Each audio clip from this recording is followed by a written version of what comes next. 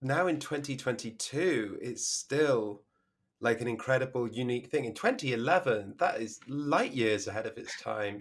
Like trans and non-binary people hadn't been invented in 2011, right? Yeah, for sure, for sure.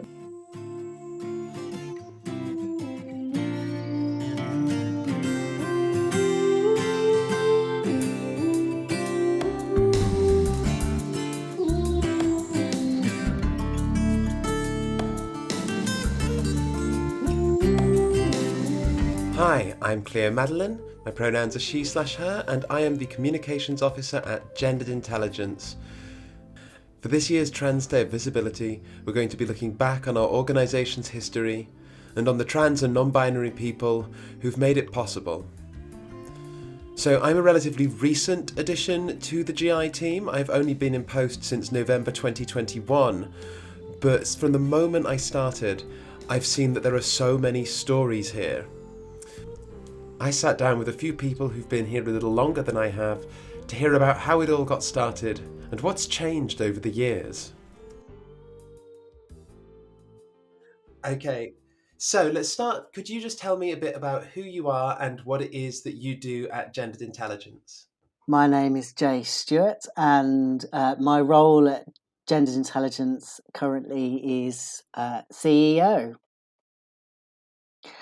I'm actually one of the founders of Gendered Intelligence, so I am very much involved from the get go, really, from seeing it get its first pot of money to try to make something happen, and then organise a bit more formally around the activities, start to employ people coming through, and really set out now a much more formal structure of quite a medium-sized charity. So, when did the idea for GI first kind of cross your mind? Well, I came out as trans, I think around 2001, 2002, something like that. And I was looking to figure it all out and got involved in a charity called Metro in Southeast London, became a trustee there, and from there heard about FTM London, which is a trans or masculine support group in the London area, and was quite active there. And I guess one of the things that I felt was that as I found like my people, I found my cause really, and it gave me an opportunity to establish some career routes for myself in terms of where I wanted to put my time and energy and carve out a career essentially. I was also doing a PhD at the time. My interests are around sort of trans studies, queer theory, gender studies. I was writing a PhD called Trans on Telly, and it was about UK TV documentaries that feature trans people. So I was really interested in what people knew about trans people. So that was the kind of academic interest. And then I had this kind of community interest as well, and was looking for a way to blur those or merge those in rich and interesting ways. I went to a conference that was organised up in the Manchester area. I think that was probably around 2003. Stephen Whittle, Christine Burns, people from the Mm. old school Press for Change gang, and quite a few academics came over from different countries. And I met a person there called Catherine McNamara, who went on to become my partner in life. um, and she was an academic, still is an academic, and was doing a PhD as well around voice and performance around trans culture, I suppose, or the arts world, community arts world.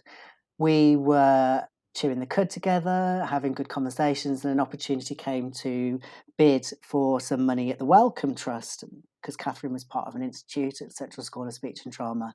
We were able to house that project in the university. We were successful with the pot. We got £50,000, and that project was called Sidentity, and it supported us to gather young, trans, and gender questioning people from across the UK to make art, essentially. And that's what we try to do. So that was the beginning, and part of that project was also about going out into other communities to share what young trans people are saying about themselves, and to start to think about educating wider society around trans experiences, and to think about gender in more intelligent ways, as I kind of say. So I guess the model then was just got replicated, and we became constituted in 2008, and that was to work with essentially young people, but there was always kind of, ad hoc or other special projects, which we call now, attached to the work, where we made art, or we had a project idea, and we did that through belonging, through being in community, by gathering groups together. And that work now went on to be a bit more straightforward in terms of it was youth work as opposed to sort of arts based. And as you know, we also have continued our educational arm and our training arm, because professionals were also approaching us saying, we want to learn about this stuff as well. So the model has kind of stayed really from the get-go. We've just added a bit more flesh to the bone, as it were. That's an amazing story, because even now I think some of the things that gendered intelligence does and some of the things that we offer are like feel pretty revolutionary for 2022. Like, to be moving towards something like that in 2008 is amazing. What was it like back then? What was the social context like? Well, that's a good question, because I think, 2015, 2016, it really did change. But before that, it did feel, in many regards, we're knocking at an open door, really, in terms of the appetite for people to learn.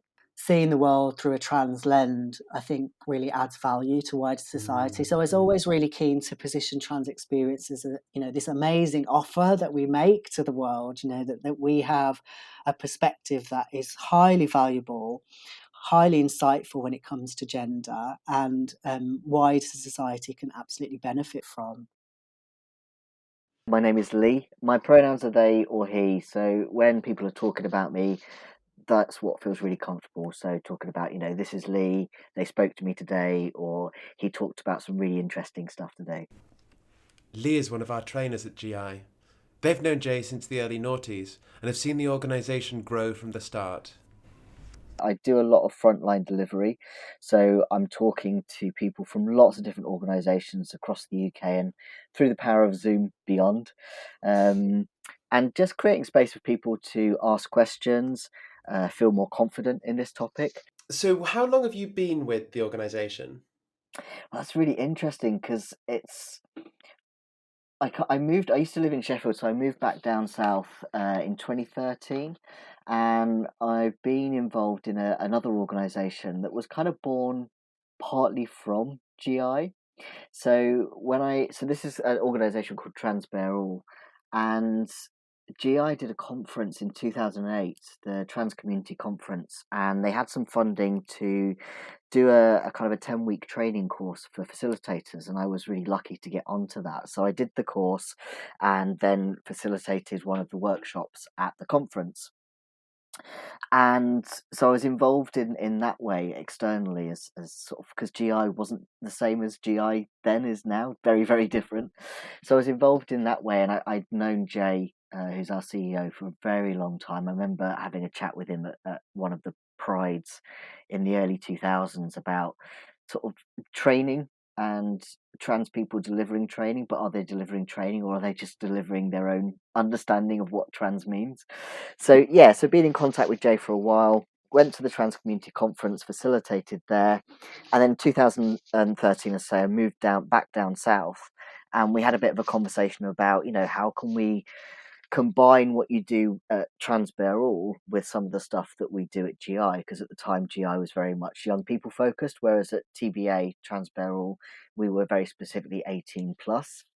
And I ended up being pulled into doing some youth work, which really, really is not my bag at all.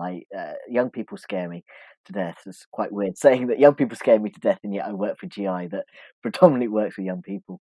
But of course, we do so much other work as well, and so I did that for a little bit. Finally, convinced Jay that just wasn't me.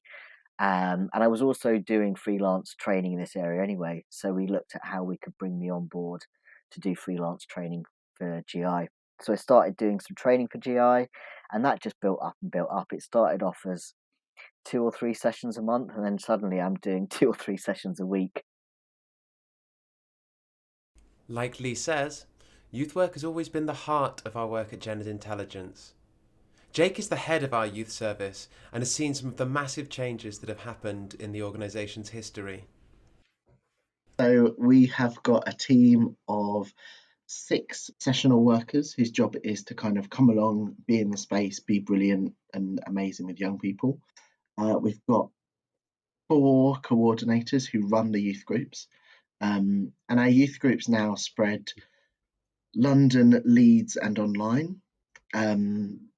And where we used to have one youth group a month, we've now got, I think it's about 18 different groups. And that is in massive part due to kind of adding those online groups due to the COVID pandemic.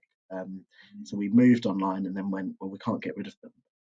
That's absolutely massive. You're literally 20 times bigger than you were in 2010, 2011. That's incredible. And so if we go back in time to when it was just that one room, what was it that said to you, this is the kind of work you want to do?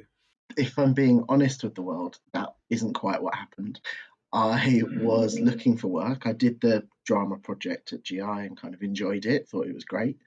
And then I managed to get a job because one of my other sort of fellow graduates had got a little youth work job in Portsmouth, which is where I lived and still lived. And so I went, oh, maybe I could get that job too. So I got this little youth work job down in Portsmouth doing sort of 9 hours a week or something in a couple of mainstream youth groups. And actually really hated it. Without going into too much detail, they weren't brilliantly well run.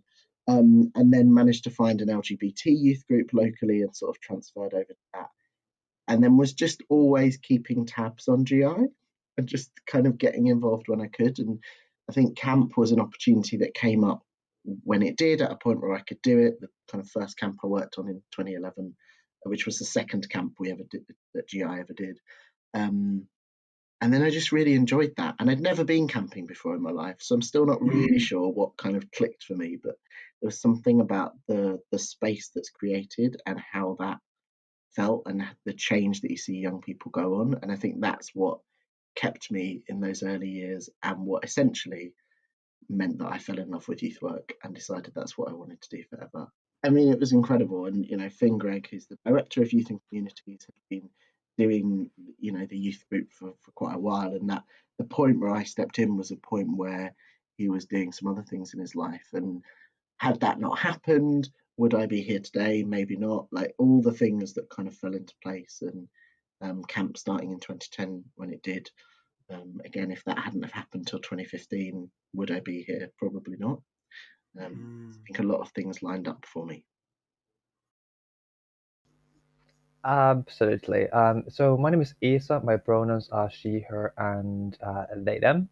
I'm a senior youth worker practitioner at GIs. I'm responsible for our trans femme work, our residentials, many of our London groups, as well as supporting our bank workers, as well as other staff members in the youth service.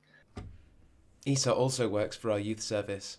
She's one of our senior practitioners, and she's passionate and excited about the kind of work that Gendered Intelligence can do for young people. I'm Finnish. I've been living in the UK since 2012, so it's coming to 10 years now. I grew up in a working class household. I'm white, and yeah, I'm just very passionate about youth and community work, especially with young trans people and sort of developing that line of practice in the world. GI does something really exciting to me, which at the same time providing services and support for young trans people, trans adults, as well as building a different kind of world. So at the same time, looking at the world and seeing what isn't working, and looking at the kind of support that people need to survive and to thrive in the world, and at the same time, it's trying to challenge the current norms and trying to challenge the systems that are making life difficult for trans people and creating something new. And I feel like that balance is really exciting and interesting to me, and something I don't often see in the world. I suppose that really resonates with me because, as someone who's relatively recently joined GI, I have a particular vision of it, or a particular impression of it, as a sort of a certain kind of organization with a certain kind of political life. What was it like back in 2017? Like, was there anything that was different, or things that were the same? I mean, it was much smaller. So my experience with GI is very much within the youth service. And in London, we were sort of just about to establish a group for under 12-year-olds, but that was very new. We were running a couple of other youth groups in London for different age ranges, a group in Leeds, a group in Bristol, a group for young trans people of colour. But it was a handful of different groups that were running once a month, and the level and the quantity of groups we're doing now has just exploded. Um, we run multiple groups now up north in London, online, in person. We have a much bigger staff team also doing this work. We are able to do residentials, but also plan more residentials that will be happening in the future. And it's been really nice to see how that growth has happened, and how now we're able to sort of reach out to people who might be living in more remote areas where there might be no access to any trans spaces or any trans people in their local community, and being able to sort of like expand what it means for us to like exist as a community in the UK. I love that. Expand what it means for us to exist as a community. I really like that. Yeah, and something that's really interesting about trans youth work specifically is that unlike many other forms of youth work where you work in the local community, which might be the estate, it might be your local neighborhood, and you sort of reach the young people who live at close proximity to one another. As trans people, we are so often quite far away from one another. So we see that people actually travel really long distances to be in our in-person groups. They access groups all over the UK because there might be nothing similar elsewhere. And it's really sort of challenged this idea of like what it means to have a local community when that like close proximity isn't possible.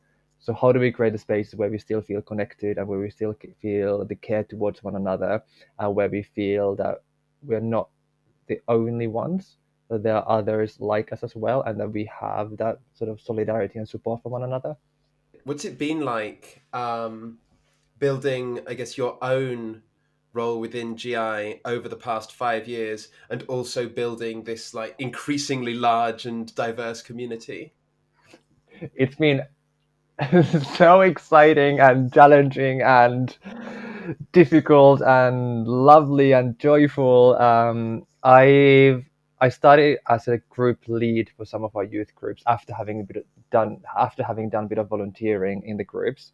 So it's leading three of our youth groups, and then as time went by, I started doing some mentoring work, so one-to-one support for students in different educational institutions. I started working on a support line, and I also started just picking up more youth work. At the beginning of the pandemic, I then became the deputy head of the youth service, so having quite a different role. I was still doing a lot of the frontline youth work, but also doing a lot of the some background thinking and figuring out like where the needs are for us as a service and how do we support the staff team. And now I am essentially still doing something very similar to that, but really focusing on the specific areas of my expertise, as well as like my interest. So doing the residential trans fem work and many of the London groups, and that just highlights how much we've grown, and how the need is now, yes, to be thinking about the youth service, but also be thinking about different sections within the youth service and what those needs are as well. So since 2008, gendered intelligence has grown from a few ideas, a few papers, a few chats at conferences, to dozens of youth groups, training sessions, outreach projects, and more. It's a pretty sizable organisation now, and besides trainers and youth workers, it takes people to keep the show running. I sat down with Hag, one of our administrators, to talk about some of the most recent and biggest changes to happen to GI, including the COVID pandemic. Great. My name is Hag.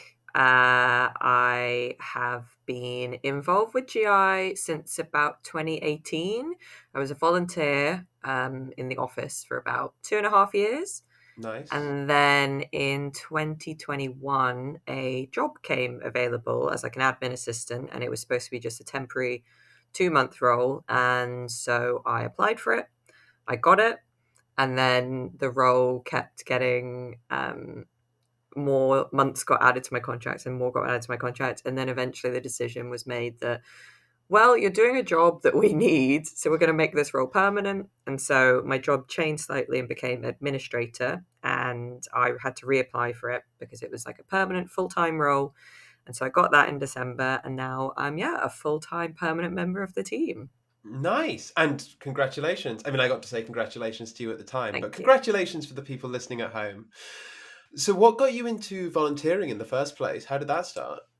Yeah, so one of my friends started working at GI, and I was doing freelance work, and so I had sometimes downtime, and I was trying to find somewhere to volunteer because I wanted to do something that felt quite useful with my time. And my friend who works at GI was like, you should absolutely volunteer with GI. I think you would really get on with it, and they're like a really good organization. And so I applied to volunteer, and like the first meeting I had with the volunteer coordinator, I was just like, yeah, I love this organization. They seem great. Their values for volunteers were really like, we value your time and want to upskill you, which I think is like a really wonderful way to view volunteers, not as just free labor, but it's like a mutually beneficial relationship of we're both doing something for each other here. It's very like community based, which I really liked. So that's a really interesting point then. If your first involvement with GI was 2018, that must have been quite a profound transition around COVID then, kind of getting involved with the organization in the couple of years before. What kinds of changes did that community go through?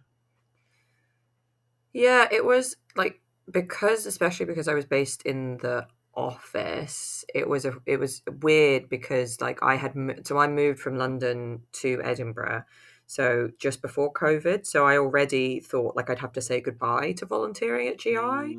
And so in some ways, again, because they then adjusted volunteering for people to be able to do it remotely, it was like, oh, I can actually get involved again. And in 2020, I managed to, I volunteered for, they did like a little pride event for like the young trans people that I helped with, which was really nice. Um, and so it was a real mixed bag, I think, in terms of like, obviously you miss, I think, going into a physical space with other people and just, having like cups of tea and sort of like getting to chat to people versus like just answering emails.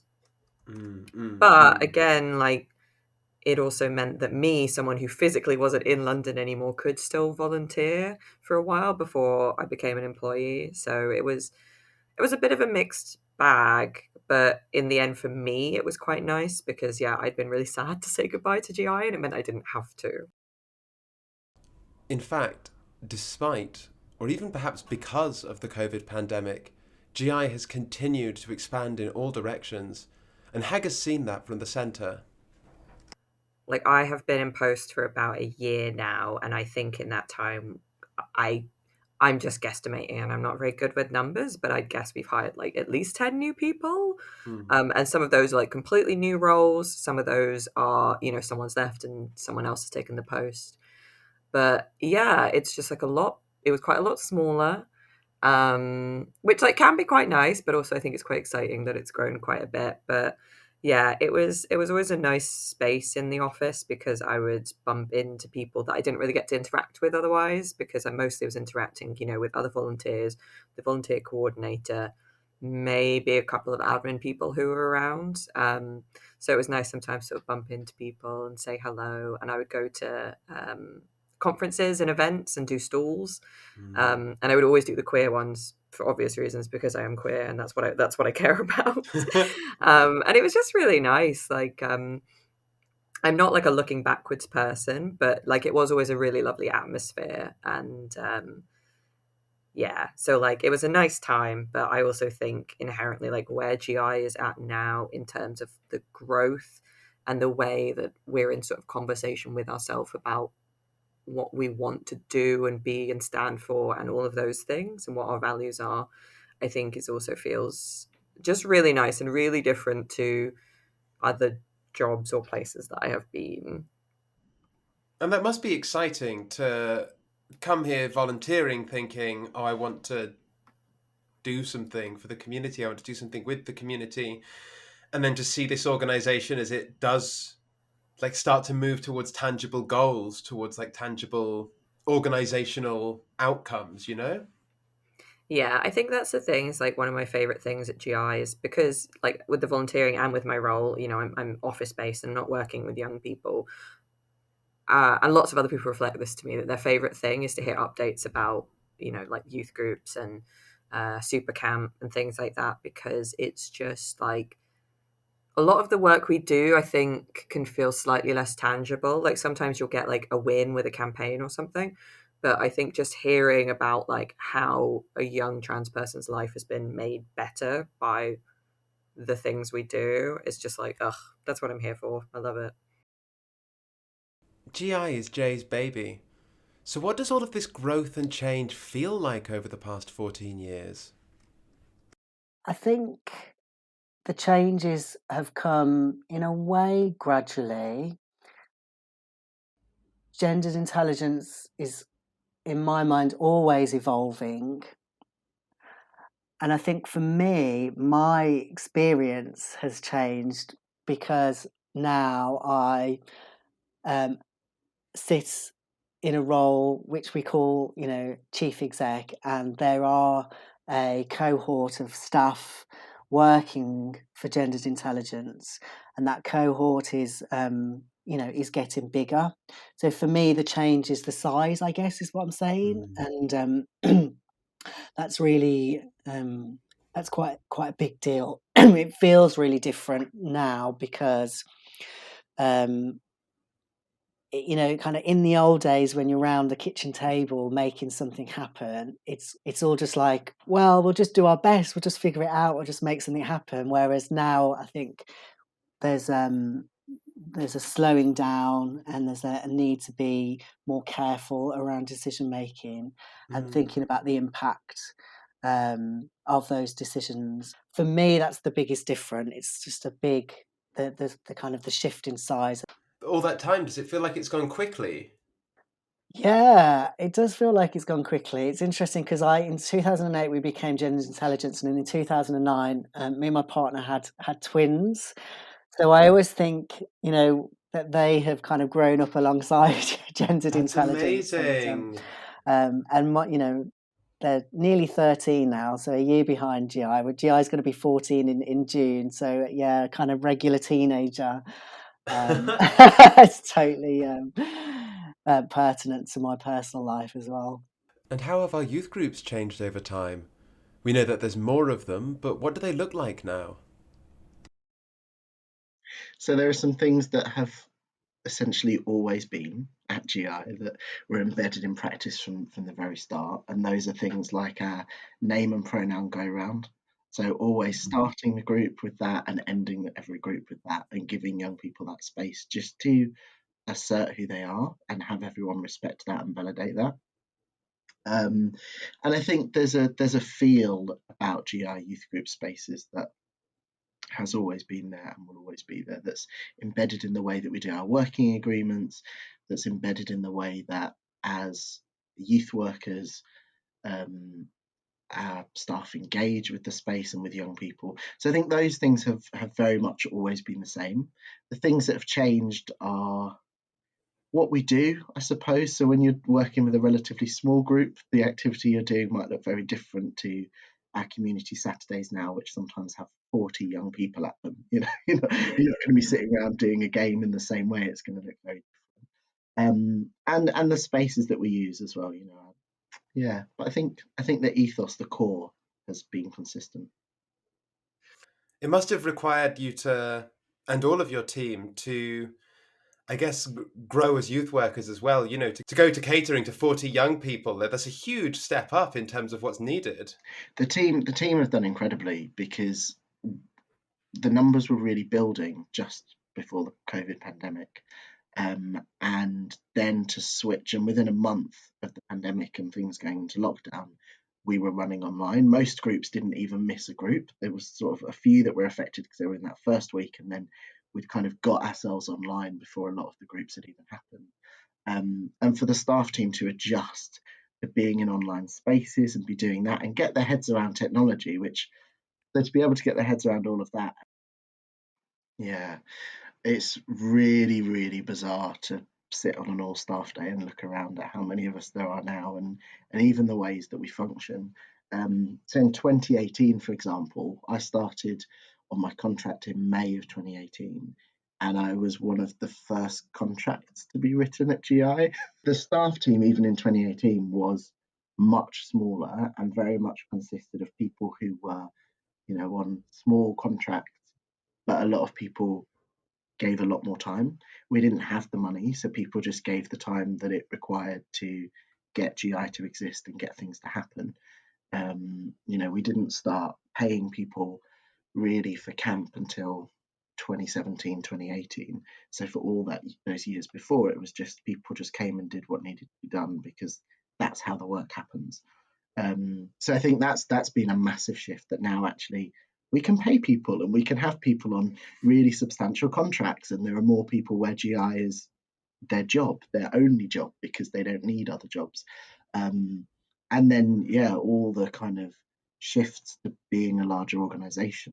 Yeah, I think 2018 feels like it's impossibly far away because it's because of COVID, right? But to think that so much change has happened in 4 years, less than 4 years, that's incredible. Yeah, it is absolutely phenomenal. And I think all the work that happened at GI before 2018, which, I wasn't around for some of that, all of that foundation building and creating and really getting a key sense of who we are as an organization, what our mission is, what our vision is for the world.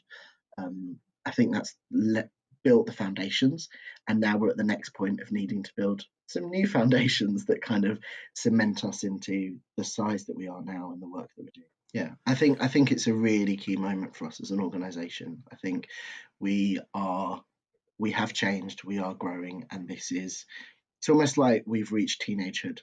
So now is the time to refine, cement, tweak things, fix things, sort things out, and adjust for adulthood. So in all these years of experience, which bits of GI history really stand out as the great moments? A lot of things, but I think the thing that we haven't talked about most at GI is Super Camp. So it was the summer of 2018. GI was 10 years old. 10 years old? Yeah.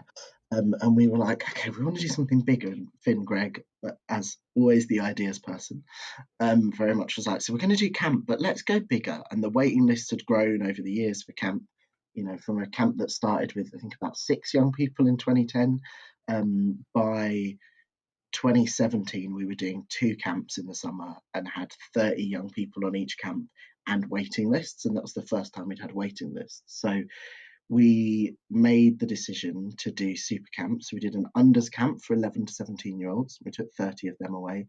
And then we took what ended up being 152 18 to 25-year-olds away for 5 days and 5 nights to this beautiful campsite in London, which is a bizarre sentence in itself, and just created this incredible space. We had a staff and volunteer team of 40, mostly volunteers. So again, that kind of route of unpaid but coming and being part of the journey. We had trans guests and facilitators come in and do workshops, and it was absolutely phenomenal. And it was all the things. It was totally wild. It was, there was, it was all the things that GI is in our youth work practice. There's no alcohol, no drugs, that kind of stuff. But there was a punk workshop. There was musical instruments that young people could play whenever they wanted. We did performances on the last night. People performed poetry, and then people wrote poetry about the poetry that's being performed, and then they performed that poetry. Like, just all the incredible things, and the numbers of us to be in that space together around this massive fire at night. Just phenomenal.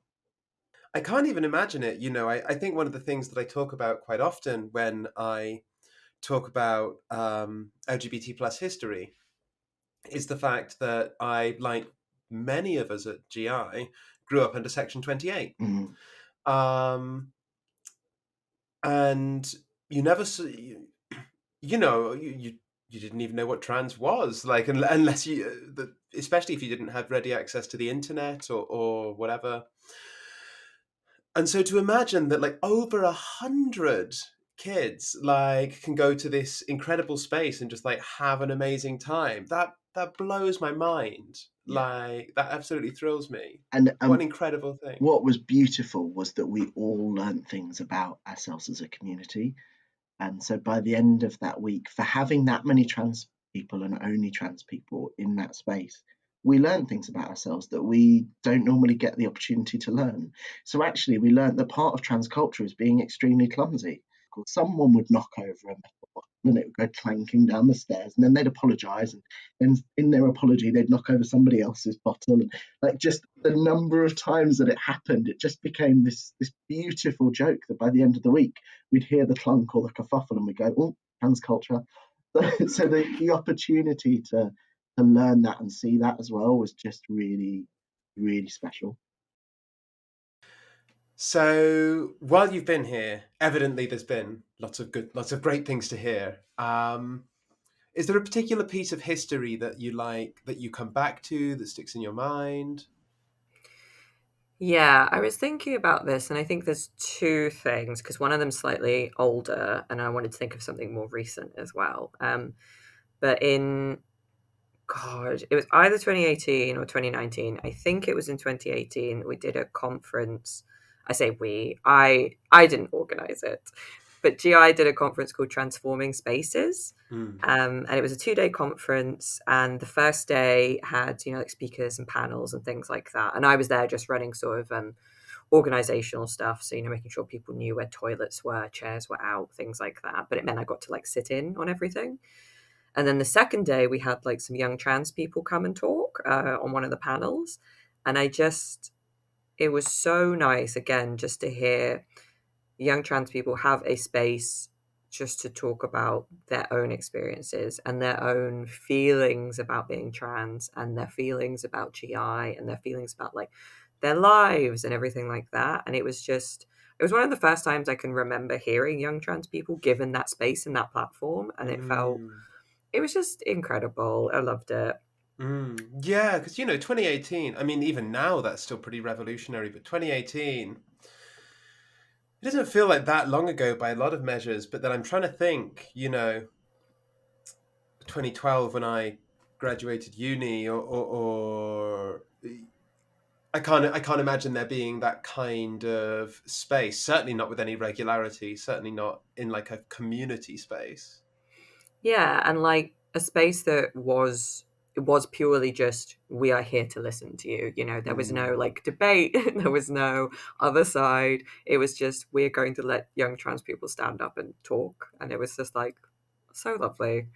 And then the other thing I was thinking was, we had an email like a month ago, maybe, so really recent. And it came into like the general inquiries inbox, which I look at quite a lot. And it was just basically someone being like, oh, however many years ago, there was this person and they came to London and then blah, blah, blah. And it was just like the story about how they went to GI camp and the experience they had there. And then they had to go home. And so they went from the space of being with loads of like other trans people, and how amazing that was, to being like, how am I going to fit back into my life where I'm just figuring out what it means to be trans there? And they were like, and everything worked out great. And my family loved me and my friends loved me and I'm having a great time. And thank you so much for like the space that you gave to me as a young trans person. And again, I was just like, oh, Like, Hell what? yeah! And also, I saw that email. I marked it as unread, left it for someone else to read, let them forward it to some. I was just like, I want this to ping pong to everyone so that everyone gets a little slice of like just this pure, beautiful joy. I think sometimes when you're doing like admin work, it feels like it's very, I don't know, it's like people, oh my god, what are they called, people in plays who like run the stuff on and off the stage, like stagehands. Yes, it feels like that, where it's like what you do is vital, but sometimes you feel removed from the bigger picture. And so it's like no, exactly what you said. It's like you are helping to support this work that happens. And so it's like this is like everyone's win that we are doing stuff that's helping people. And it's like good, wonderful. No, I totally get you. Yeah, I'm definitely really bad for being like indulging these elaborate fantasies where I'm like, I'm the person who wins social justice. And I think you do get into that mindset where you're like, right, step one, end transphobia. And then kind of when transphobia doesn't end, you find yourself looking at it and being like, God, what am I doing wrong? But actually, it is this much more integrated process, I guess, much more communal. Yeah, and I think it's also good to ground yourself in that because like I've been to so many meetings or sort of go rounds where like it's been, like, okay, so how do we sort out the problems with capitalism? And it's like, well, that's enormous. Yeah. And me, one guy, I'm probably not going to do that. But yeah, like you said, whereas when you see just like these smaller but very tangible and in some ways not small things sort of come to fruition, it is like, okay, no, we're doing bits. We're laying groundwork. Absolutely.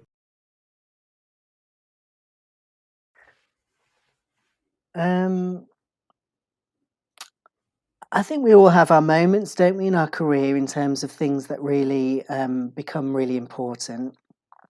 I remember because I've been around GI sort of from the get-go. I've occupied lots of different roles, and one of the roles that I have done is be a mentor. And that's the work that we do. It's our one-to-one work. We don't offer one-to-one therapy or counselling at Gendered Intelligence, but mentoring is something that's really quite unique, I think, and not something that other organisations offer. And because we are a trans-led organisation, what it means is that we can, as trans professionals, meet with young trans and gender questioning people and offer an exchange of saying, I'm an adult, you're a younger person. This is kind of a perspective that I have. Maybe that's useful. How are you getting on? How can I advocate for some of your needs, given the fact that I have a shared understanding around your identity of sorts? You can never fully identify with anyone, but as a trans person, that might be useful for you as a trans person. I think that's the offer that we're making, and we've been doing that for a long time. But we did have one. I had one young person. He was, I think, 8, so it's the youngest person I'd ever mentored, and for me, that was just one of the sweetest things I've ever done, to sit in a tiny plastic chair next to this really young, inspiring trans person who and talk about being trans and learning from each other. So that for me is something that really does stick out. With GI being born in 2008 and the first official Trans Day of Visibility taking place in 2009, we're technically the older sibling. But what does it mean to be visible, and has that changed too? Visibility can be so important. It can be something that cares, something that vindicates, something that affirms. But it's also important to get the right kind of visibility. And if there's one thing we've seen from the past couple of years, it's that that's not always what we get. I am an advocate of visibility. I think visibility is fundamental to enrich the lives of trans people. You've got to see it to be it, is what they say, and I think that's probably the case. We do have to be careful around tokenism and putting people out there as role models and saying, hey, there's visibility here, when actually there are other needs that potentially are also important, if not more important, around structural inclusion is a word that I'm kind of using at the moment, or systemic kind of change, so that trans people can feel fundamentally safe and welcomed into all the settings that they go into. So that's I think one of the criticisms or critiques around visibility of trans people is that it's not sufficient in and of itself, and that we have to have environments and services that welcome trans people at a systemic level. So I do agree with that too. So both and is what we say at GI. We're not an organisation for binaries. No, we resist binaries.